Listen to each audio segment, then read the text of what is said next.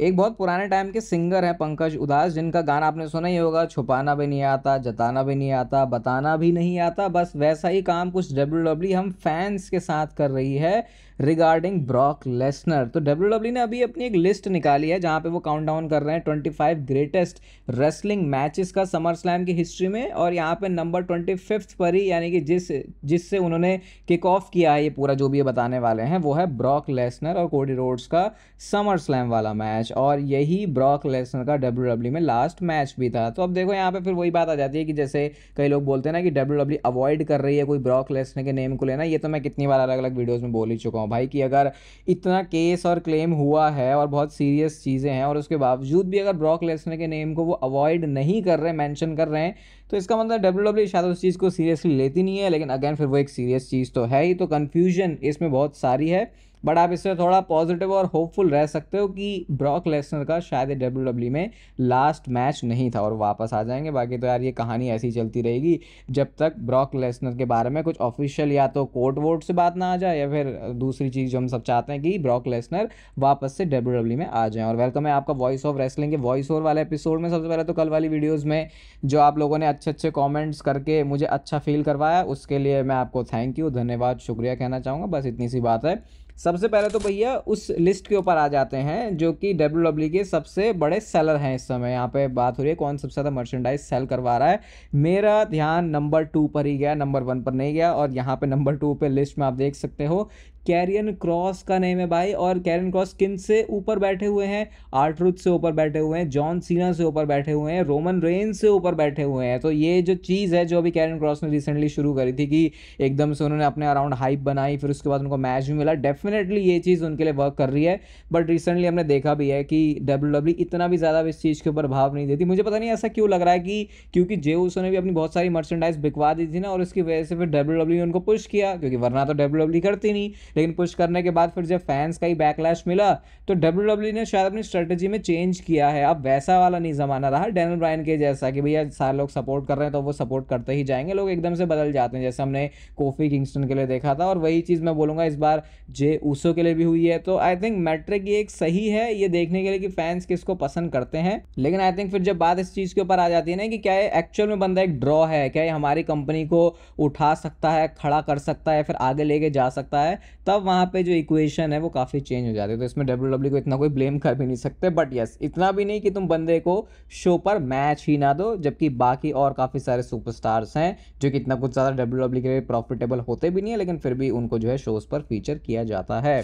Jacob फार्टू ने भैया एक कांड कर दिया है, उन्होंने अपना एक म्यूजिक रिलीज किया है। अब म्यूजिक रिलीज करना कोई कांड नहीं है, मतलब पहले तो थोड़ा अजीब यही है कि जेकब फार्टू ने एक गाना निकाला है, बट फिर अगेन आपको समझ भी जाना चाहिए सारे समवन लोगों के प्रोमो से कि ये बोलते हुए भी ऐसा ही साउंड करते हैं कि जैसे कि कोई रैप कर रहे हैं। और हेलो नामक सॉन्ग निकाला है उन्होंने, मेरे को बिल्कुल ये फ्लोरिडा के टोन में लग रहा है। अगर आपको पता है फ्लोरिडा कोई सिंगर है जिनका ग्रीन लाइट वाला सॉन्ग भी था, जो डब्ल्यूडब्ल्यू के लिए पहले भी लिख चुके हैं, बोल चुके हैं, गा चुके हैं। अब यहाँ पे उन्होंने एन वर्ड जो है वो ड्रॉप किया है, जो कि आपको पता है अमेरिका में भाई ये बहुत ज़्यादा इसका बवाल है कि एन वर्ड यानी कि जो निगा है वो आप बोल नहीं सकते। उसमें फिर वो ये रेसिज्म के बारे में आ जाता है जो कि काफ़ी ब्लैक पीपल के साथ हुआ है पास्ट में। लेकिन अब लोग इसके अराउंड सोचो, ये एक मुद्दा है उनके लिए। अब वैसे हमारे लिए तो मुद्दे हैं कि अभी बारिश हो रही है भाई एनसीआर में, तो हमारा मुद्दा है कि यार हमारे जो रोड है उसमें गड्ढे हो गए हैं। अरे मैं अभी आज ट्रैवल करके आ रहा था तो भाई मैंने बहुत गड्ढे देखे, कीचड़ उछल रही है। इनके लिए मुद्दा है कि जो एन वर्ड है क्या उसका पास है जेकब फार्टू के पास, क्या एन वर्ड वो बोल सकते हैं? तो इस चीज़ के ऊपर ये जो है बवाल इस समय मच रहा है। पता नहीं यार ये लोग क्या करते रहते हैं। कई बार फिर ऐसा भी लगता है कि बहुत ज़्यादा अगर डेवलप्ड भी हो जाओ तो थोड़ा कहीं उल्टा बैकफायर ही हो जाता है, क्योंकि फिर रियल इश्यूज़ तो तुम्हारे पास ज़्यादा कुछ होते नहीं है। फिर बस ऐसी सारी चीज़ें करनी पड़ती हैं कि अपना जो थोड़ी कंट्रोवर्सी या तमाशा है वो करके अपना मन बना रहे। जॉन सीना ने रिसेंटली कुछ कमेंट किया अपने फेयरवेल टूर के बारे में, और पता नहीं भाई ये सिर्फ हमारे अरमान जगाने का काम कर रहे हैं या फिर इसके पीछे कुछ रियलिटी भी है। वो कहते हैं अभी तो भाई हम आधा ही गए हैं, और अभी मैं तुम्हारे लिए स्पॉइल नहीं करना चाहता, but I think we are just getting started, ऐसा कहना है जॉन सीना का। और अब मतलब इससे हम क्या मतलब निकाल सकते हैं, इससे कह सकते हैं कि भाई कुछ तो इन्होंने तगड़ा प्लान किया हुआ है। लेकिन अगेन जब मेरे को ये पता चलता है कि जॉन सीना का जो हील टर्न है उसकी शुरुआत ही उस मूव की वजह से हुई थी, जब इनको लगा था कि इनकी जो अटेंडेंस है वो फुल नहीं होगी, तो फिर इन सारी बातों के ऊपर थोड़ा भरोसा कर पाना मुश्किल होता है। बस ये कह सकते हैं कि अब जल्दी से बेबी फेस टर्न अपना करवाओ, तुम जो हील वाला काम कर रहे हो वो तो चलो ठीक है, एंड देन उसके बाद देखते हैं आगे जो आपकी कहानी है वो किस तरीके से आगे बढ़ती है। एक ऐसा इंसान है इस समय डब्ल्यूडब्ल्यूई में जिसके वक्त, हालात और जज्बात आने वाले टाइम में आपको ड्रास्टिक फैशन में बदलते हुए दिखाई दे सकते हैं, और वो नाम है एलिस्टर ब्लैक का। तो भाई हमको इनसाइडर्स की तरफ से ये पता चला है कि पॉल हेमन एक बंदे को बहुत बड़ा देखते हैं अपनी नज़र में कि भाई ये है एक प्लेयर, ये कुछ कमाल करेगा, और वो नाम ऑब्वियसली एलिस्टर ब्लैक का ही है। तो अब अगर पॉल हेमन की नज़रों में कोई बंदा चढ़ गया भाई, तो फिर समझ लो उसके साथ कहानी बहुत अच्छी होने वाली है। आपको याद है एक टाइम जब अपोलो क्रूज के पास में यूएस चैंपियनशिप आ गई थी, और आई थिंक फिर उसके बाद इंटरकॉन्टिनेंटल चैंपियनशिप भी आ गई थी, और उस टाइम पे रॉ के एग्जीक्यूटिव जो डायरेक्टर है वो हमारे पॉल हेमन ही थे। तो उस वजह से एकदम से अपोलो क्रूज के जो हालात हैं सब कुछ बदल गए। लेकिन जैसे ही फिर उसके बाद आई थिंक एरिक बिशॉफ और पॉल हेमन दोनों ही गए थे अपने रॉ और स्मैकडाउन से, तो उसके बाद अपोलो क्रूज की हालत फिर नॉर्मल जैसी हो गई थी। तो वो जो एक सेइंग है ना, सड़क से उठा के स्टार बना दूंगा, वैसा काम कर देते पॉल हेमन। तो हो सकता है कि एलिस्टर ब्लैक के साथ भी आपको वो चीज़ बहुत जल्दी देखने को मिल जाए। इस अगर हम हफ्ते की बात करें ना, तो डब्ल्यूडब्ल्यू के दो शोज आपको बताइए, एक तो सैटरडे नाइट्स मेन इवेंट है और एक एवोल्यूशन है। और भाई क्या डब्ल्यूडब्ल्यू को एक गंदा वाला स्टैट मिला है। सबसे पहले अगर एसएनएमई की बात करूं तो भाई इसके तो ये तो सोल्ड आउट ही चला जाएगा, लेकिन एवोल्यूशन जिसके लिए भी रिसेंटली उन्होंने ये लारा वाल्कीरिया, बेकी लिंच और बेली वाला मैच भी अनाउंस कर दिया।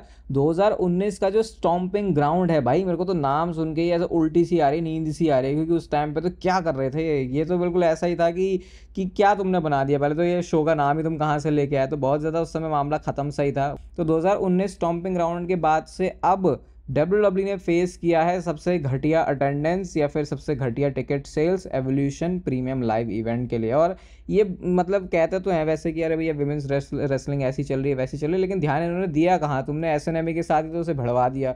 अब तुमने सेम वीकेंड पे दो शोज रख दिया, तो तुमने अपनी ऑडियंस भी बांट दी। फिर जिस वाले शो पर गोल्डबर्ग आया है, फिर थोड़े सरप्राइजेस की एक्सपेक्टेशन है, वहाँ पे लोग ज़्यादा जाएंगे। फिर वो कहेंगे भाई हम तो हफ्ते में एक ही दिन निकाल सकते हैं, और वो हम एसएनएमई के लिए निकालेंगे। तो फिर इन्होंने थोड़ा सा खुद ही अपने पैर पे कुल्हाड़ी मारने वाला काम किया। और एवोल्यूशन का बिल्ड भी अभी ऐसा कुछ लगा नहीं मुझे कि उस लेवल का था, क्योंकि जब ये पहले हुआ था तो इसके अराउंड बहुत ज़्यादा हाइप एंड बज़ क्रिएट हुआ था। तो क्या वो फर्स्ट टाइम थिंग थी इस वजह से था, या वो जो भी था, बट इतने टिकट सेल मतलब 5-6 हज़ार तो आ ही जाएंगे, लेकिन ये रिसेंट में डब्ल्यूडब्ल्यू का स्टैंडर्ड है नहीं, जिससे काफ़ी ज़्यादा ऊपर बढ़ चुका है। Summer slam 2025 John Cena versus Cody Rhodes undisputed championship के लिए मैच। और इस वाले ग्राफिक को आप देखो भाई, इसको बहुत ज़्यादा ही क्रिटिसाइज किया जा रहा है कि भाई समर स्लैम का क्या ग्राफिक तुमने बनाया है। अब वैसे अगर ग्राफिक डिज़ाइनर के पर्सपेक्टिव से मैं इसको देखूँ तो इस डिज़ाइन में कुछ बुरा नहीं है, बट आई थिंक वो जो एक समर स्लैम का पैटर्न रहा है ना, कि वो ऑरेंज और वो ब्लू वाली जो थीम पे चलता था, जो कि जिसको माना भी जाता है कि अगर आप कलर में ज़्यादा घुसोगे तो कैसे ये काफ़ी परफेक्ट एक वो होता है ना कि दो कलर को मिलाओ तो सबसे अच्छा कंट्रास्टिंग भी लगेगा और आपस में कॉम्प्लीमेंट भी करेगा। तो अब इन्होंने इसको चेंज कर दिया, तो लोग अब इसके अराउंड जो है थोड़ा रोना सा रो रहे हैं कि यार ये कलर तुमने गलत सा कर दिया और इसको तुमको येलो और ब्लू करना चाहिए। मैं सोच रहा हूँ भाई इस टाइम पे ऑलरेडी बहुत सारी और भी बातें हैं डब्ल्यूडब्ल्यू के बारे में करने के लिए जिसके बारे में रोया जा सकता है, बट अगैन ये भी एक छोटी छोटी चीज़ है जो मैटर करती है वैसे। चलो अब दो डब्ल्यूडब्ल्यू के क्रिएटिव स्टोरी लाइन के मारे हुए लोगों की बात कर लेते हैं, जिसमें से पहला नाम है फिन बैलर का। भले ही आप लोग बोल लो कि भाई वो बंदा टैग टीम चैंपियन बन गया है, लेकिन मेरी नज़र में वो चीज़ नहीं है, वो चीज़ नहीं है जो कि उसके साथ होनी चाहिए। सबसे पहले तो क्या डीमन बैलर ने यहाँ पे कुछ अपना जो गिमिक है उसको टीज किया है। फिन बैलर ने अपना डीमन गिमिक टीज किया है। ये आप देखो, ये वीडियो है जो कि केविन ओवंस और फिन बैलर का मैच हुआ था जापान में, तो ये 10 साल पूरे हो गए, तो उसके बाद कि उन्होंने ये वीडियो पोस्ट करके ये क्या वो 10 साल वो सेलिब्रेट कर रहे हैं या फिर वो थोड़े डीमन को टीज कर रहे हैं, उसके बारे में कुछ कह नहीं सकते। बट इतनी समझदार तो डब्ल्यूडब्ल्यू और फिन बैलर खुद हैं कि जब वो डीमन बैलर को लेके आएंगे तो फैंस का जो इंटरेस्ट है वो जनरेट होगा। और जो दूसरा बंदा है क्रिएटिव लोगों का मारा, वो है हमारा ऑस्टिन थ्योरी। और भाई इनके हो चुके हैं 527 दिन जब लास्ट टाइम इनको टेलीविजन पे एक सिंगल्स मैच में विक्ट्री मिली थी। भाई मेरे को अगेन वो टाइम याद आ रहा है यार, बॉबी लैशली और ऑस्टिन थ्योरी वाला। उस टाइम पे तो क्या ही हो रहा था। अब शायद आपको ऐसा लगता होगा कि मैं कुछ ज़्यादा ही ऑस्टिन थ्योरी की वकालत करता हूँ, लेकिन वही बात है ना कि जब तुम उसको पूरा जैसे जे उसो को देख लिया ना, वो बंदा कहाँ था फिर इसको कहाँ किया, अब आई थिंक उसके बारे में ओपिनियन बनाया जा सकता है कि वो कैसा था। लेकिन ऑस्टिन थ्योरी को ऑब्वियसली अब तक वो मौका ही नहीं मिला, लेकिन जब उनको स्पॉट पे डालते थे तो उनका कैरेक्टर था तो ऐसा कि भैया काफ़ी वो इंटरेस्ट जनरेट करता। बट वही है, ट्रिपल एच ने शायद कभी ऑस्टिन थ्योरी को उसने नज़र से देखा ही नहीं। और अगर मैं बोलूँगा एकमात्र बंदा जिसको सबसे ज़्यादा समस्या हुई होगी विंस मैकमैन के जाने की वजह से, तो वो नाम है ऑस्टिन थियरी का। ड्रू मैकिंटायर वापस आ चुके हैं, तो भाई बंदा अपना सोशल मीडिया का जो गेम है उसे भी एकदम टॉप नॉच तो रखेगा ही। तो उन्होंने अपनी इस टी शर्ट को पोस्ट किया है, और रिव्यू के टाइम पे, शो के स्मैकडाउन के रिव्यू के टाइम पे मैंने आपको बताया था कि बोर्ड एट वर्क वाला जो उनका ये जो भी है ये कोट है, ये कैसे अप्रूव करवाना चाह रहे थे पिछले साल ही जब उन्होंने वो ट्वीट किया था, लेकिन वो हुआ नहीं। तो उसी के बारे में उन्होंने कैप्शन में लिख दिया कि भैया चलो कोई बात नहीं, 1 साल और 3 महीने लिखे, but you too can be bored at work. तो ऐसे करके बता रहे हैं कि भाई चलो, मतलब उन्होंने साथ में डब्ल्यूडब्ल्यूई को भी रेल दिया और अपनी जो मर्चेंडाइज है उसको भी प्रमोट करवा दिया। तो ये है हमारे सोशल मीडिया के ड्रू मैकिंटायर का चीज़ों को करने का तरीका।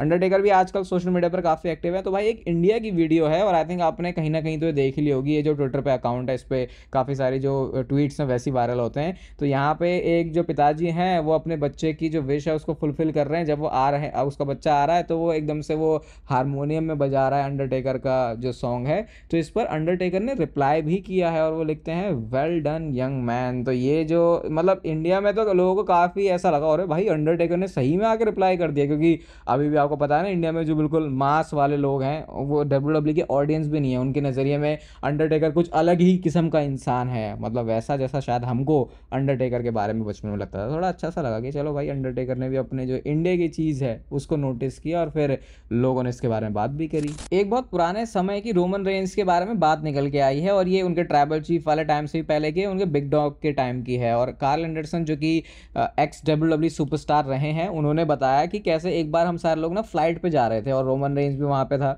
तो जब हम वहाँ पे गए तो किसी एक बंदे ने ना फ्लाइट के बारे में कंप्लेन करी कि अरे यार ये ऐसा नहीं होना चाहिए था, ऐसा होना चाहिए था। तो कार्ल एंडरसन ने बताया कि रोमन रेंस ने उस टाइम पे जब हम अपना जो बैगेज है उसको उठाते हैं ना, जब फ्लाइट के बाद से जो बेल्ट पे आता है पूरा बैगेज, तो जब हम उसे उठा रहे थे तो रोमन रेंस ने बोला कि भाई एक चीज़ समझ लो, या तो तुम अपने कॉन्ट्रैक्ट में सारी चीज़ें लिखवा लिया करो पहले ही, या फिर तुम क्विट कर दो ये बिचिंग करना। उनका कहने का मतलब ये था कि जैसे कोई जब कभी कोई सुपरस्टार कॉन्ट्रैक्ट साइन करता है तो उसके कॉन्ट्रैक्ट में वो चीज़ लिख के वो दी होती है कि भैया तुम्हें ये पर्क्स मिलेंगे, तुम्हारे लिए स्पेशल चीज़ होगी। अगर तुम्हारे कॉन्ट्रैक्ट में वैसा कुछ नहीं है तो या तो जाके अपने कॉन्ट्रैक्ट को नेगोशिएट करने के टाइम पर लिखवा लिया करो, नहीं तो भैया इसके बारे में तुम बकवास मत किया करो। और ये जो है काफ़ी ज़्यादा अच्छा और क्यों है रोमन रेंस के मुंह से सुनने के लिए, क्योंकि उस टाइम पे वो सेम फ्लाइट शेयर कर रहे होंगे ऑब्वियसली। लेकिन अब अगर आप देखोगे तो भैया रोमन रेंस की सक्सेस कुछ ऐसी हुई है, भले आप कह सकते हो नेपोटिज्म तो यहाँ भी चला है, लेकिन समवन यहाँ पे भी है, बट अगेन डब्ल्यूडब्ल्यूई के केस में नेपोटिज्म कुछ अलग ही चीज़ है, ये उस तरीके से वर्क नहीं करती जैसा कि हम दूसरी चीज़ों में देखते हैं। तो यहाँ पे हम इसे थोड़ा सा एक्सक्लूड कर सकते हैं इन चीज़ों से। तो ये एक थोड़ी मोटिवेटिंग बात है भाई, कि बंदा भले ही जब उस टाइम पे इतना पॉपुलर नहीं भी था तो भी जो वर्क एथिक है वो ज़्यादा तगड़े थे। इवन मैं बोलूँगा अब हैं थोड़े भाई बंदा जो है थोड़ा अपने घर पर टाइम बिताने को लेके चीज़ें देख रहा है, बट अगेन फिर वो भी हमको उनके बच्चों के बारे में पता चला, तो अब उसके ऊपर तो ज़्यादा वैसे भी सवाल उठा नहीं सकते। कुछ टाइम पहले आपको याद होगा मैंने साइको क्लाउन के बारे में आपको बताया था, जो कि बाकी इंडी के अंदर काफ़ी ज़्यादा पॉपुलर हैं। तो उनके बारे में अब कंफर्मेशन मिल गई है कि लास्ट मैक्सिकन उन्होंने अपना जो शो है वो कर लिया है, और अब वो सीधा डब्ल्यूडब्ल्यूई कंपनी में आने वाले हैं। और अपने इस मास्क के साथ जो डब्ल्यूडब्ल्यूई के पास मार्केटिंग आइडियाज़ हो सकते हैं वो काफ़ी अलग और यूनिक होंगे। इस वजह से इनकी जैसे पेंटा है, अब पेंटा को लेके भी थोड़ी क्यों क्यूरियोसिटी होती है फैंस की देखने की, भैया भाई कैसा है क्या करेगा। मास्क वाला जो एलिमेंट है वो कुछ अलग तुमको दिखाता है, बट फिर अगेन वो भी नहीं है ना कि सिर्फ मास्क की वजह से चलेगा, तुमको कुछ काम भी करना पड़ेगा। बट साइको क्लाउन वेटरन है इस प्रोफेशनल रेसलिंग के, तो आई थिंक अपना वो जो एक्सपीरियंस है वो लेके आ सकते हैं। और मैक्सिकन लोगों की बात चल रही है, तो जरा डेल रियो के बारे में भी आपको लेटेस्ट बता देता हूँ। तो मिस्टर इगुआना जो कि अभी काफ़ी रिसेंटली पॉपुलर होने, उन्होंने डेल रियो के बारे में बोला कि भाई ये बंदा तो हमारे उधर तो बहुत पॉपुलर है, ये भले ही हील है लेकिन जो भी आता है तो लोग पागल हो जाते हैं इसे देख के। तो अब इसका जो है काफ़ी स्मूथ एंड ऑर्गेनिक ट्रांजिशन हो रहा है एक बेबी फेस में। तो इतना सिर्फ उन्होंने कमेंट किया, बाकी वो कहते हैं कि मुझे कुछ पता नहीं है कि डब्ल्यूडब्ल्यूई डेल रियो को लेके क्या देख रही है या फिर क्या नहीं। और अगर मिस्टर इगुआना आ सकते हैं उधर से इधर, जबकि उनका कोई बहुत बड़ा पास्ट नहीं है या फिर उनको कोई लोग वैसे नहीं जानते, डब्ल्यूडब्ल्यूई की ऑडियंस की बात हो रही है, वहीं डेल रियो को जानते हैं, और अगर वो ज़्यादा ड्रॉ करके देख सकते हैं और वो एक स्टार की तरह दिख सकते हैं, तो आई थिंक फिर डब्ल्यूडब्ल्यूई उन सारे उनके जो पचड़े हैं उनको पीछे रख देगी, क्योंकि हमने कई सुपरस्टार्स के साथ होते हुए देखा है। तो थोड़ा पॉजिटिव भी है मामला, लेकिन उनके केसेस को लेके अगेन जो डब्ल्यूडब्ल्यूई फैंस हैं वो थोड़ा नेगेटिव रहते हैं डेल रियो को लेके। तो लेट्स सी डब्ल्यूडब्ल्यूई यहाँ पे क्या करती है। बाकी इस वीडियो को यहाँ तक देखने के लिए आपका शुक्रिया। इस वीडियो को कर दो लाइक, चैनल को कर दो सब्सक्राइब ऐसे और इंटरेस्टिंग डब्ल्यूडब्ल्यूई से रिलेटेड कंटेंट के लिए। बाकी तब तक फिर लेते रहो जिंदगी के मजे।